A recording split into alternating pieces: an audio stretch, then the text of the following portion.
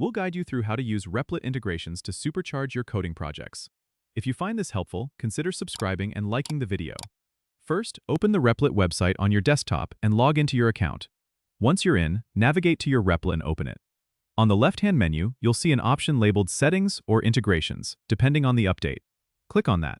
This will bring up a list of available integrations that you can use within your Replit. Now, browse through the options to find the integration that suits your needs, like GitHub, Discord, or any specific API integration. Click on the integration you want to use. You'll likely see an Install button or a prompt to connect with your account. Click on it, and follow the on-screen instructions to authenticate and authorize the integration. This might involve logging into an external service or granting permissions. Once the integration is successfully connected, you can start using its features directly within your Replit environment. For example, if you integrated with GitHub, you can now push and pull your code to a GitHub repository right from Replit. Remember, each integration might have its own set of tools and features, so take a little time to explore what you can do. If you run into any trouble, there's usually documentation or a help section linked in the integration setup page. And that's it.